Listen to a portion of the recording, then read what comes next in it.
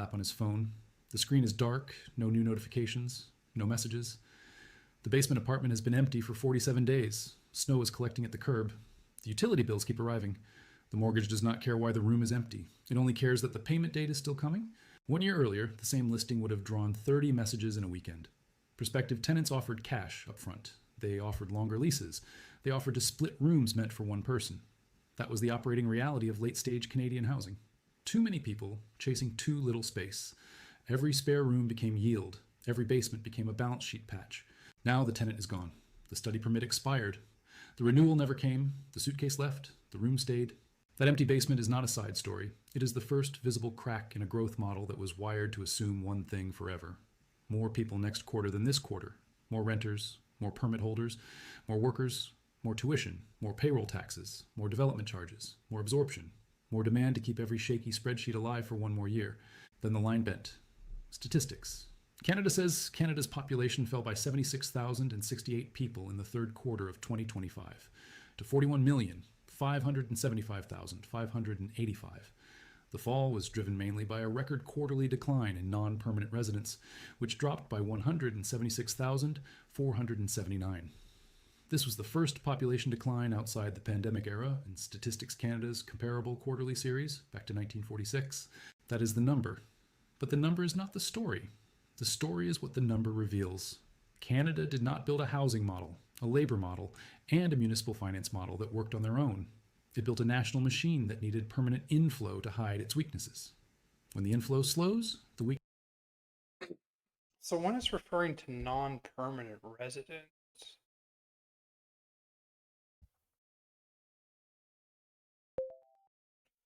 So what are non-permanent residents in Canada?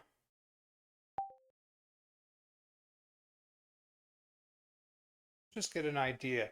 Like I know, for example, like students that come over on a student visa fall under the non-permanent resident categories, and they've recently cut back how many students they're allowed to bring in. But is that what's driving this? Canada are non-permanent residents in Canada are foreign nationals, people who are neither Canadian citizens nor permanent residents who have a usual place of residence in Canada on a temporary basis.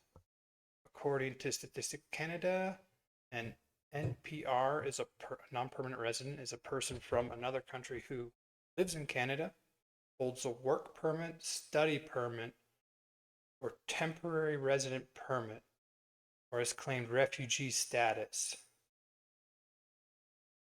Okay.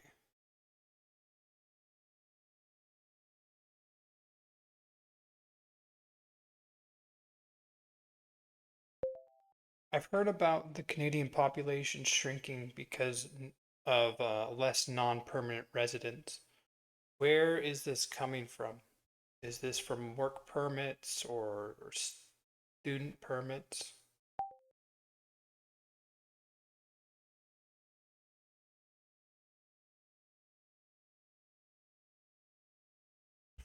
Reset. Let's see what it gets.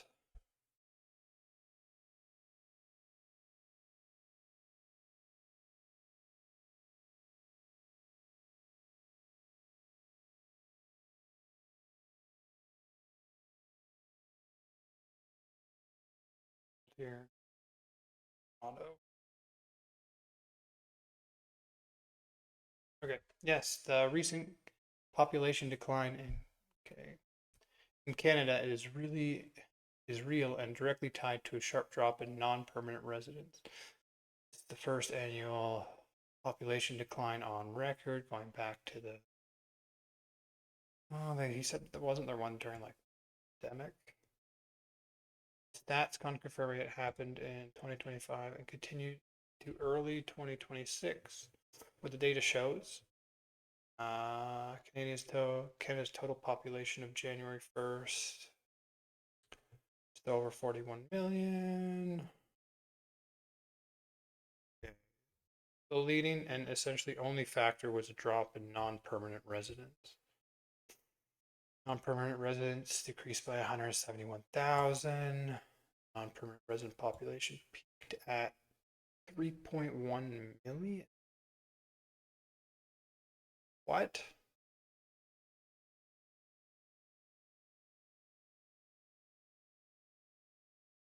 That's that seems excessive. Our population is 41 million and we have 3 million non-permanent residents.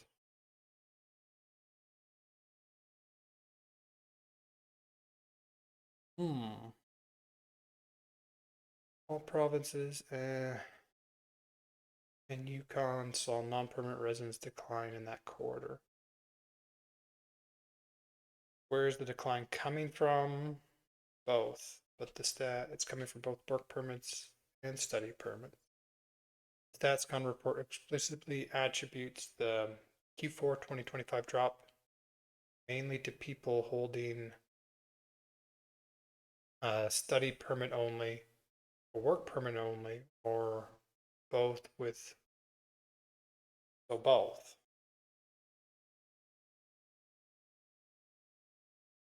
No exact sub breakdown numbers were released. Okay. Why is this happening? It's not accidental. It is the direct result of federal government policy. Since 2024, Ottawa has deliberately capped new study and work permits to reduce the overall share of temporary residents to under 5% of the population by the end of 2021. That sounds good.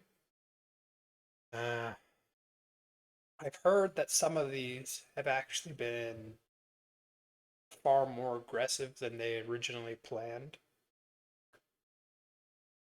I heard that there was a university and they had planned to cut back the foreign students they can enroll by like 18%. And once they put the laws into effect, it actually cut it back by like 60%. So that's probably why we see such a drastic decline. New temporary residential arrivals cut 43% overall. Okay. Let's see what the conclusion is. Population shrinkage you've heard about is real, recent, and almost entirely due to fewer non-permanent residents, driven by both student and work permit reductions, with policy caps hitting study permits especially hard at first, and work permits playing a growing role. StatsCon notes that future updates could slightly adjust the numbers, but the overall trend is clear and intentional. Okay, let's get back to the Weaknesses stop hiding. Growth was not the bonus. Growth was the payment plan. This is the growth trap. Start with the ledger. Canada's population declined by 76,068 in the third quarter of 2025. The total stood at 41,575,585 on October 1st. The number of non-permanent residents fell to 2,847,737. The decline in that one category was the main reason the national count turned negative. That is the surface. Underneath it sits the policy reversal. The federal immigration plan cut permanent resident targets to 395,000 in 2025, then lower again after that. It also introduced an explicit goal to reduce temporary residents to 5% of the population by the end of 2026. Which I think that's a good goal. What is it right now?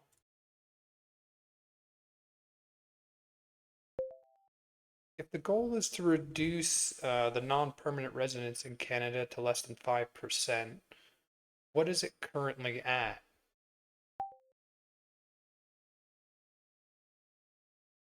I could probably do the math. 3 million or the 2 something million into 41 million up here. This number into that number. Let's just see what it does for us. As of January 1st, 2026, non-permanent residents made up approximately 6.5% of Canada's total population. So not too much above 5%. Okay. By the spring of 2025, the government said new study permit applications were down 30% from a year earlier, and new work permit applications were down 16%. The study permit target for 2025 was reduced to 437,000. Then the national average starts lying to you. Ontario's population fell in the third quarter of 2025, while Alberta still grew. Alberta posted the strongest net gain from interprovincial migration at plus 5,652. Ontario still lost people to the rest of the country, though the net loss narrowed to minus 972. The map is not moving as one unit anymore. One side is still attracting labor and households. The other side is already losing the very demand layers that kept its debt heavy urban model upright. And the deeper problem was already waiting. So Alberta is still growing, while places like Ontario see shrinking population. Like, I think a lot of that stems from like housing costs. To a large degree, Alberta is still affordable. Let me see if I can look this up.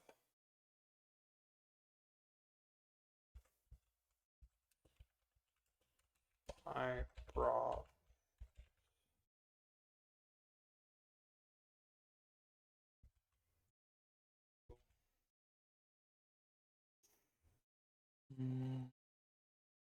I remember there was a good map for the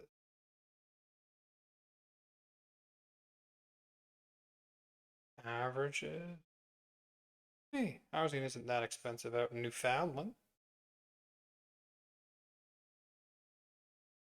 Let's see. In Ontario, uh 800,000, which is down, still up.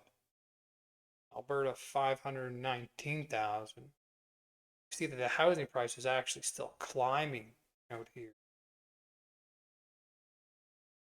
932,000. Saskatchewan and Manitoba are cheaper.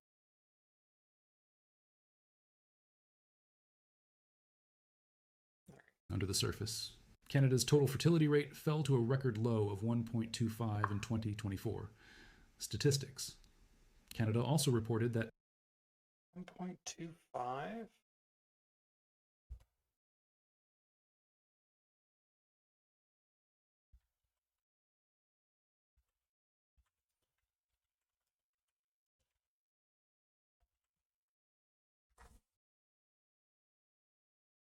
Let's have a look at that, because I thought,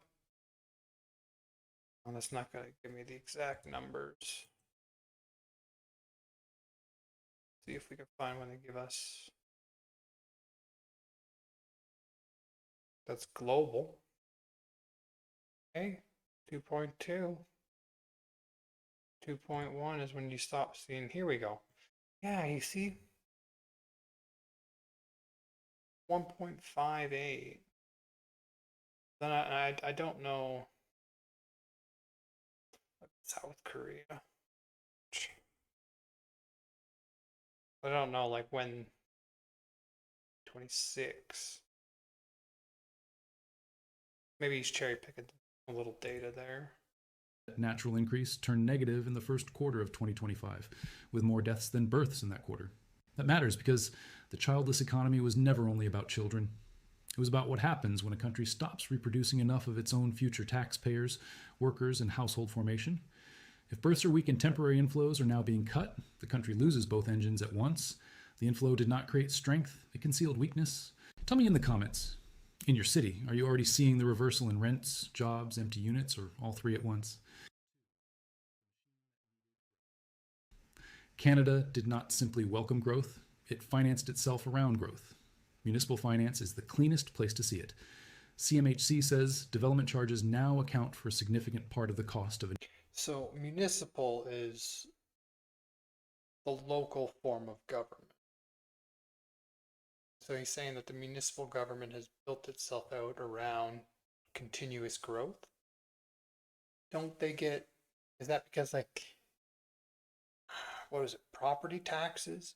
The main way municipal governments fund themselves?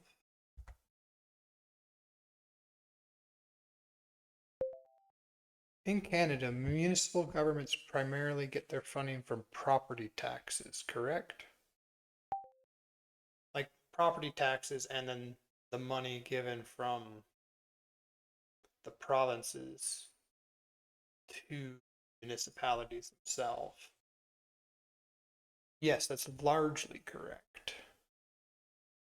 Municipal governments in Canada primarily get their funding from property taxes, which are their largest single revenue source, dominant form of their own source taxation. And so building more houses, able to charge more property tax, build a system around that, getting more and more taxes, and then it doesn't happen, got problems. A new housing unit in some cities and can be a major constraint on affordability. CMHC's own bottom line is blunt. Municipal finance is housing finance. Guelph's budget material says growth related capital is funded through development charges, community benefits, parkland cash in lieu, property tax assessment growth, and utility revenue growth, with development charges as the largest funding source. That is not a side note, that is the machine. The city grows, the charges flow, the capital plan holds together, the city slows, and the same funding model starts coughing. Then move up one layer. The labor market also leaned on growth to postpone harder reforms. Statistics. Canada says 1 in 5 jobs in food services and drinking places was held by a non permanent resident worker in 2023. Federal results reporting says almost 40% of positions authorized under the Temporary Foreign Worker Program in fiscal 2024 to 2025 were in rural areas, while approved positions in primary agriculture accounted for more than a third of the total. That is not decorative labor. That is a load bearing input for parts of the service economy and the real economy beyond it. Then come pensions. CPP remains sustainable. The Office of the Chief Actuary says so, but the support ratio keeps deteriorating. The actuarial report shows the ratio of contributors to beneficiaries at 3.2 in 2025, 3.0 in 2026. So, what he's talking about is the whole demographic pyramid that we always hear about, where you have less people working for each retiree. And now we're seeing the effects. And about 2.0 by the later decades of the projection. The direction of travel still matters. Fewer workers supporting more retirees is not a slogan. It is a ratio problem. And ratio problems always land on the same place in the end. The remaining worker. That is the hidden architecture. Landlords bought on the assumption of endless tenant demand. Builders launched on the assumption of endless absorption. Cities planned on the assumption of endless growth-related revenues. Governments leaned on immigration and temporary inflows to widen the base under all of it. Growth was not merely welcomed. Growth was load-bearing. Canada did not have a growth plan. It had a growth dependency. The first room where the crack becomes visible is housing. CMHC's 2025 rental market report says the national purpose-built rental vacancy rate rose to 3.1%, up from 2.2% a year earlier. Toronto's purpose-built vacancy rate reached 3%. Vancouver's reached 3.7%, the highest since 1988. CMHC also says turnover rents declined in Toronto, Vancouver, Calgary, and Halifax as landlords responded to softer leasing conditions. That is not normal Canadian housing language. That is what happens when supply is arriving at the same time demand is losing force. Now the ownership side starts telling the truth. CMHC says Toronto's condo market is experiencing declining sales, rising inventories, project cancellations, and a growing number of investors facing financial distress as prices fall. The Bank of Canada says condo starts in 2025, fell to lows not seen since the 1990s because pre-sales collapsed. That is the hidden hinge. Pre-sales were not just sales. They were the financing bridge that kept new supply moving. Once demand softens and the investor arithmetic breaks, the future pipeline starts dying before the current stress is even finished. The investor arithmetic is already cracking. CIBC and Urbanation reported that 77% of Toronto condo investors with new mortgages were cash flow negative in 2024, hemorrhaging an average of $597 monthly. By mid-2025, 82%. Pre-construction sales collapsed to the lowest volume since 1996. Population growth eased, rents softened. Investors who bought on the assumption of permanent scarcity are now discovering that scarcity was partially manufactured by inflow. Yeah, the system is in an interesting spot where housing prices are still high, but they're having an issue with nobody building. New starts are on the way down. It's just causing issues in the market. Once the inflow weakens, negative carry stops looking temporary and starts looking structural. Then the chain reaction begins. The basement landlord loses the extra rent that made the mortgage survivable. The condo investor loses the rent growth that made negative carry feel temporary. The developer loses the pre-sale velocity that unlocked the next phase. The city loses the confidence that the next permit cycle will refill the growth fund. The renter gets a little relief at the margin. The owner gets a lot less margin for error. That is why this story belongs beside the polite Ponzi scheme and the payroll collapse. The housing machine was never strong because it was healthy. It looked strong because demand kept arriving faster than the system's structural weaknesses could be exposed. CMHC's own housing outlook says slower population growth is now weighing on demand. The spring supply work says Toronto and Vancouver are seeing the impact directly. So even the relief arrives in damaged form. Less pressure today, weaker supply tomorrow. That is not a cure. That is a stressed system trying to rebalance after years of living above its own metabolic limit. When demand leaves, leverage starts speaking honestly. What breaks first where you live? Rents, condo values, or city budgets? Now the labor market. For years, Canada tried to run two contradictory stories at the same time. One story said the country needed more newcomers to fill jobs. The other story said the housing crisis was getting worse because of population pressure. The system liked both stories because the system wanted both outcomes: cheap labor and endless demand, more workers and more renters, more payroll contributors, and more pressure in the housing market to keep assets elevated. That arrangement does not survive contact with harder numbers. Statistics Canada says non permanent residents filled 1 in 5 jobs in food services and drinking places in 2023. Windsor Market Intelligence collected by CMHC says fewer international students and fewer renewed temporary foreign worker permits were already softening that rental market, while the same region still relies on temporary foreign workers in manufacturing, construction, agriculture, and accommodation and food services. In plain English, the same policy shift that eases pressure in one part of the market also removes labor from other parts of the economy that had been organized around that labor showing up every morning. That contradiction is already visible in the sectors built around temporary labor. Restaurants, hospitality, warehousing, agriculture, and parts of construction do not suddenly become more productive when the labor pool shrinks. They simply expose how dependent they were on a constant stream of lower cost workers. The shortage returns in one room while layoffs appear in another. That is what dependency looks like when the supply line is cut. The labor paradox is this: slow the inflow, and you ease some demand pressure. Slow the inflow, and you also lower GDP growth and potential output. The Bank of Canada says slower population growth is pulling down both growth in GDP and growth in potential output. RBC says From my understanding, we've been in Canada has been in a per capita GDP slump.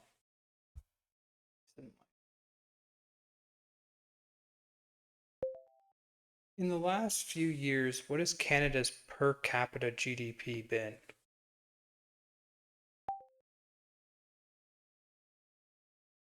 I can find a chart for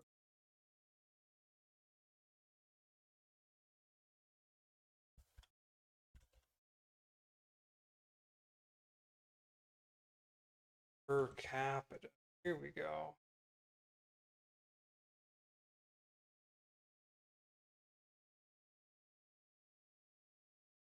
Got more volatility to it. Down and up. This.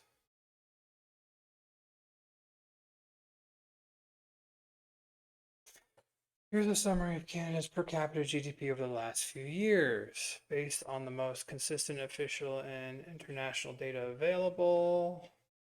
Distinguish between nominal, and which is current prices in USD, and real, inflation adjusted, in chain Canadian dollars, as they tell different stories, especially given rapid population growth from non-permanent residents in early years, recent slowdown slash decline in non-permanent residents. So nominal in per capita in US dollars.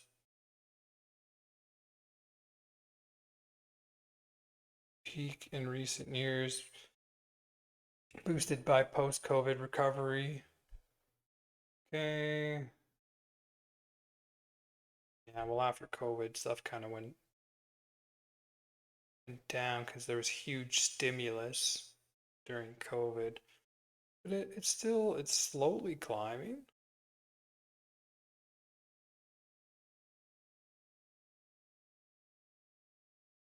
When you look at it as US dollars. Okay.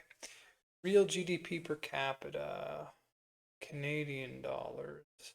This is a better measure of actual living standards and productivity, stripping out inflation and price effects. Okay. So it went up here. COVID went down a little bit. And it further dropped slightly. Quarterly data, more recent, late 2024, 2025, real GDP per capita fluctuated around 29,800 to 60,200. Okay, so not a lot of change. Slight decline, further drop. But I mean, when you see a drop isn't good. All right, let's finish the video. The pace of job creation needed to keep unemployment from rising is shrinking dramatically because population growth has stalled. That means the same economy can show weaker growth, softer demand, and pockets of stubborn labor shortage at the same time. That is not coherence. That is a machine that used population growth to paper over its productivity weakness for too long. This is where the fake shortage comes back with sharper edges. The shortage was never only a shortage, it was also a wage structure, a bad productivity structure, a housing structure, a migration structure. Now, one part of that system is being cut back, and the country is discovering how many things were being balanced by volume instead of by strength. The shortage was rented, the weakness was owned. Two Canadians. The country is not adjusting evenly. That is the part that matters most for Hoke. Ontario's population fell in the third quarter of 2025. British Columbia's fell as well. Alberta still grew and still led the country in net interprovincial migration. That means the demographic reversal is landing hardest in the provinces that were already carrying the heaviest housing distortion and the heaviest cost burden. That is the two Canada's trap in demographic form. One Canada is still attracting workers, families, and internal migrants. The other Canada is discovering that an economy built on high rents, high leverage, and endless inflow does not age gracefully once the inflow weakens. And the fiscal implications run straight into the old federation problem. Cities and provinces that lose people do not lose obligations at the same pace.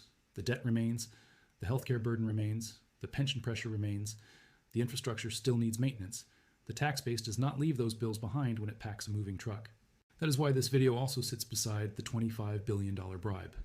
A federation already wrestling with fiscal transfer politics becomes more brittle when population growth stops cushioning regional weakness. Provinces that still attract people retain labor supply and local demand. Provinces that lose inflow face adjustment with a thinner margin of error. The map did not split by ideology, it split by math. Demography is now widening the same fractures debt already opened. The verdict. Close the folder. A basement unit sits empty in Brampton. A condo investor in Toronto watches carrying costs stay alive while rent pressure eases. A city budget still assumes growth-related funding will refill the pipeline. A restaurant loses a worker who used to keep the line moving. A pension system stays solvent, but on a worker-to-beneficiary ratio that keeps worsening. An Alberta labor market still pulls people west, while Ontario loses another layer of demographic padding. These are not separate stories. They are one autopsy. Canada did not have a population policy. It had a population dependency.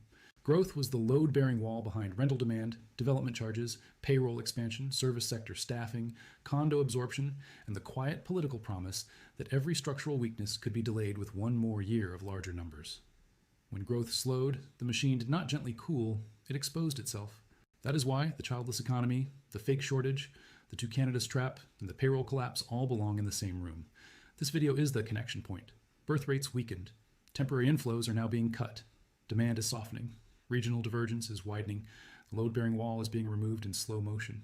And fragile systems always look stable right up until the supporting variable changes. Canada built a housing model, a labor model, and a fiscal model that all leaned on the same assumption: more people next quarter than this quarter. That assumption is now weakening. The country does not have a second engine ready to take over. It has a productivity problem, a housing problem, and a dependency problem that were all being disguised by volume. That is the growth trap. Not because growth is bad, because dependency on growth is fragile. Because a country that prices housing, funds cities, staffs low wage sectors, and stabilizes its political story around permanent inflow is not building resilience. It is renting stability from the future. The future has started charging interest. Growth was the load bearing wall, and the wall is starting to crack. Drop a like so more Canadians living inside the slowdown see it. Subscribe for the economic truths nobody else will say out loud. Tell me in the comments, are you seeing the reversal first in rents, jobs, home prices, or empty units where you live? I am Hosh, and I will see you in the next one. So this is largely all talking about the demographic problem, where you have less workers supporting more retirees. And it's a problem that we've been talking about for a long time. You're starting to really see the effects. And in Canada, there hasn't been as big a push for productivity gains. The whole reason, a bunch of reasons for that, but now we're seeing the effects. We gotta make changes to the system, or you just gotta keep taking out bigger and bigger debts, and that's just not gonna work in the long run.